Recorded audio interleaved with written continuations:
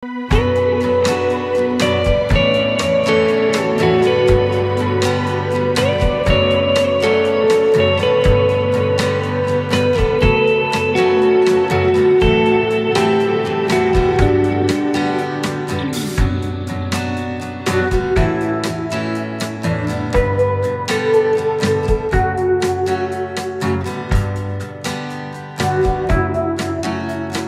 morning mga kabikers. For today's video, mag-share ako sa inyo ng recipe. Sana magustuhan nyo. Ito yung best seller namin na munay. Bali, apat na klase to sa isang masahan lang. So, gagawin natin to step by step. Kung gusto mo tong video na ganito, panoorin mo lang hanggang matapos para makuha nyo yung tamang procedure.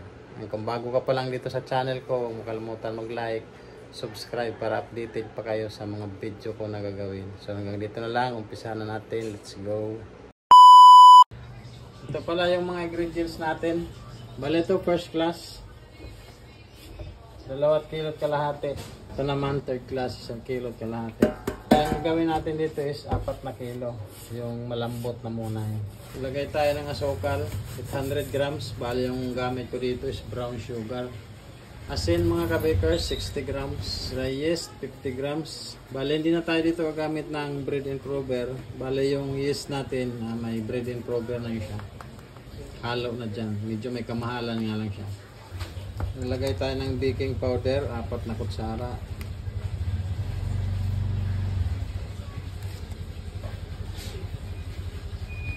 Yung tamang puno lang, yung ganyan lang, 4 na kutsara. So maglagay tayo ng powder milk, yan 100 grams. So maglagay tayo ng vanilla, yan, tsansahan lang. Lagay tayo ng tubig, 4 na cup.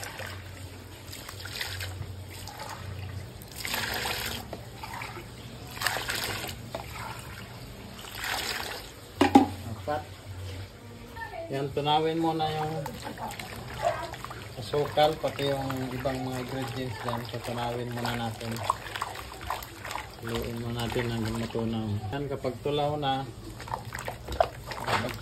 haluin na natin. Yan, ganito lang paghalo.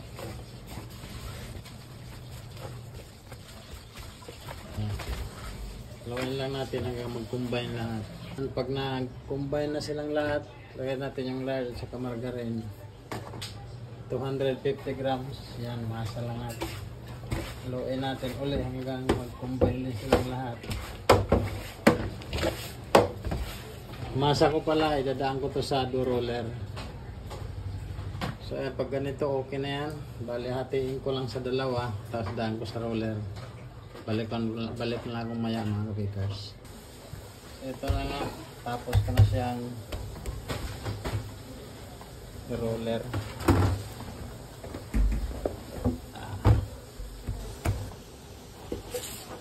Putulin na natin.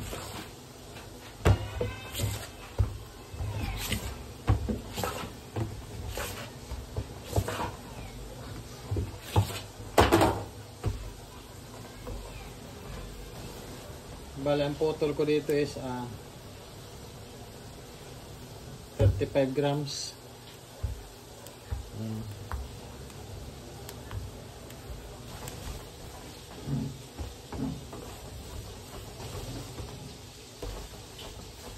Ito na yung munay ko, 45 piraso. Bale, diretso ko na ito siya guguhitan. So, ko ilagay doon sa tray.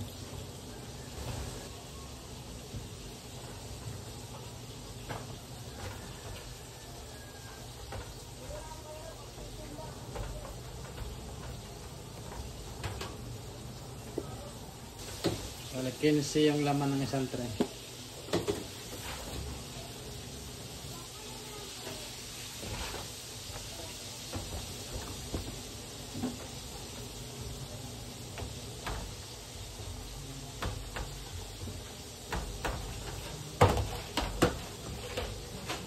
Bale, ito na yung star bread natin, 45 piraso din. So hiwaan na din natin to.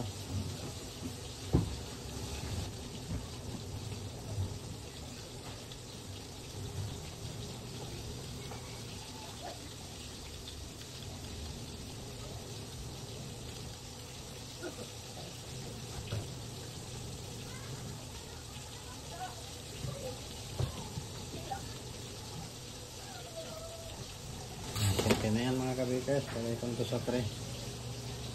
15 din yung laman ng isang tray nila.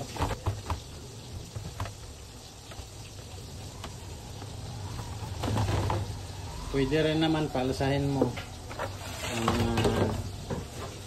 5 minutes bago hiwaan natin kasi diretso na yan para wala nang balik-balik.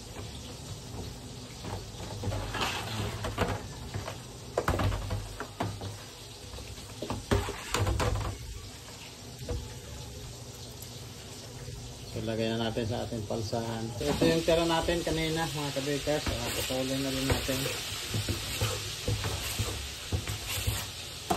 Bali magpuputo lang ako dito ng 45 para sa ano. Fish muna yun.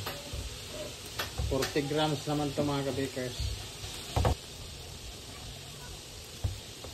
10 11 12 13 14 45 na yan. So bali ito, imbangin na natin ng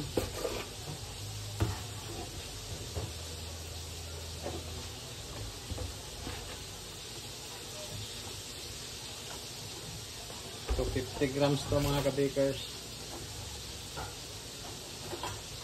Gawin natin muna yung slice.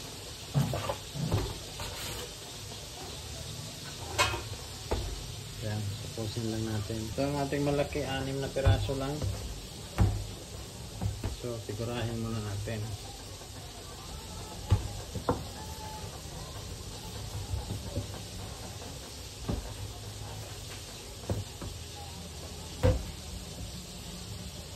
Ito na mga kabikers. Sigurahin na natin. Ganito lang pagtigura nito. Yan. Tapos yung dito yung dulo panipisin lang natin. Yan. Tapos ganoon na natin.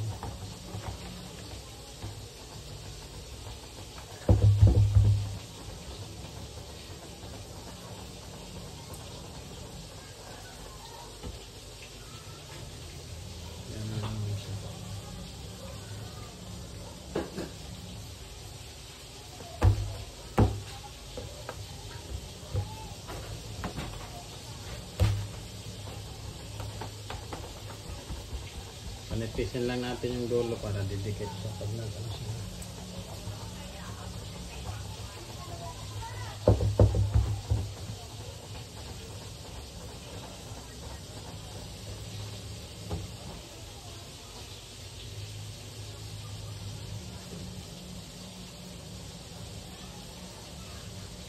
Para walang hangin. Ito na siya. Lagay natin sa tray.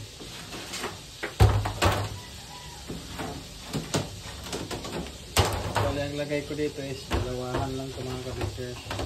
Ang ganun lang, dalawa lang. Pansan lang natin yan. So ito lagyan natin ng cheese.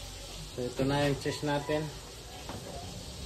Ganito lang siya kalaki, 5 piso. Size yung bitahan natin ito. Sarap ito kainin natin. Top.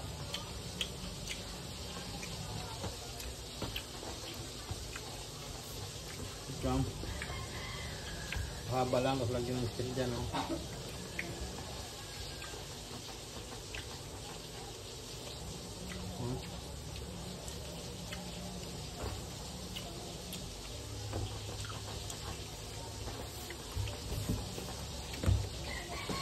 Continue ko lang mga bel, lobat ng silpot ko. Yan mga kabikers, tapos na tayo. Papalsahin muna natin siya ng 3 hours bago natin lutuin. So update ko lang kayo mamaya mga kabikers after magluto na tayo. So yan mga kabikers, after 3 hours alasan na yung ating tinapay. Ayan, lutuin natin, painit na rin tayo ng oven. So update ko na lang kayo mamaya pag maluto na to. Ang init ng ating oven is nasa 180 yung init ng ating oven. So lutuin na natin to siya. Pagkatapos ito maluto, kaya sabay-sabay na yun sila. update ko na lang kayo pag matapos tayo magluto. So ayan mga kabikers, naluto na jud siya after 15 minutes. Ito na ang ating munay, ang ating star bread.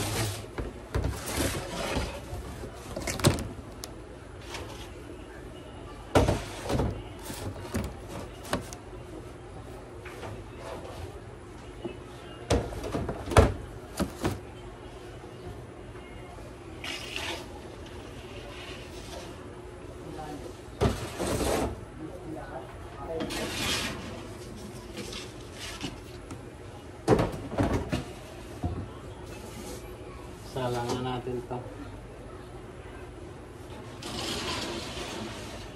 Ating munay, cheese munay, yan.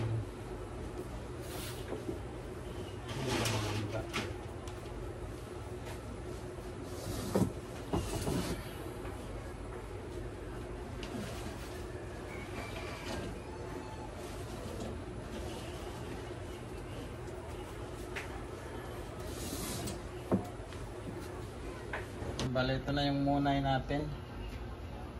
Ayan. Ito yung star bread. Ayan na. Ayan na. Yung munay yan. Ito na. So, napakalambot nito. Ayan.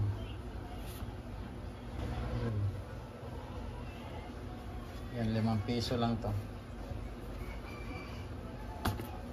So update na lang natin mamaya yung ating cheese muna pag naluto mga kabikers. So yan.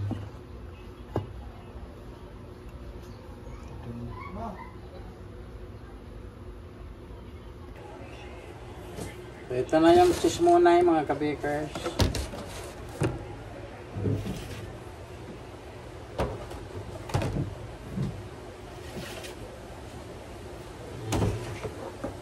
Bali yung ating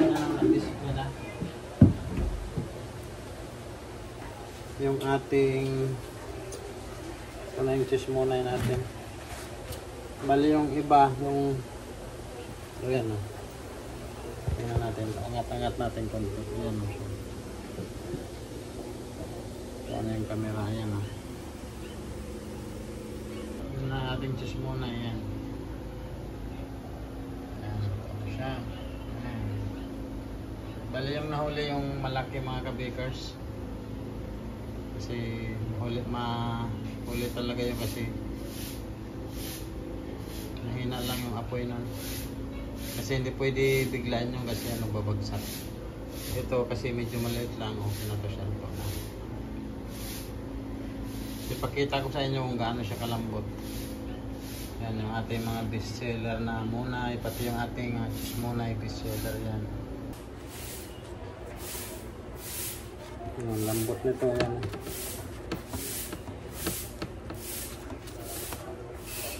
Ubusan ako ng guantes mga kabikers.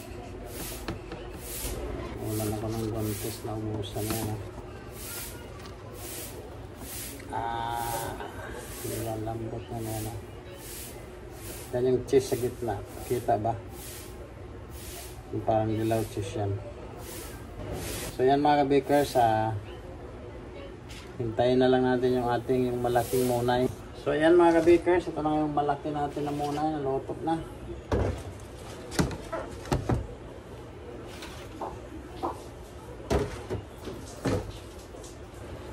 Ito na siya mga kabikers. Init pa siya. Ayan, ayos lang yan. Ayan naman yan. Slice natin ito na yan. Ayan.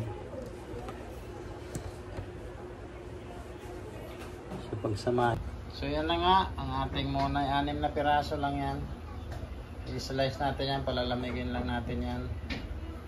So yan mga kabikers, hanggang dito na lang. Yan ang finished product ng ating ginawang tinapay ngayon.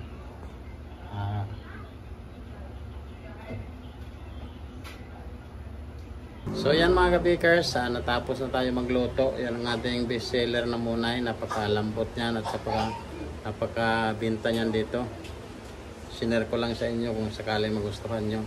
Kung magustuhan nyo, huwag mo kalimutan mag-subscribe, like, para updated pa kayo sa mga video ko na i-upload. So hanggang dito na lang. Maraming salamat. Bye-bye.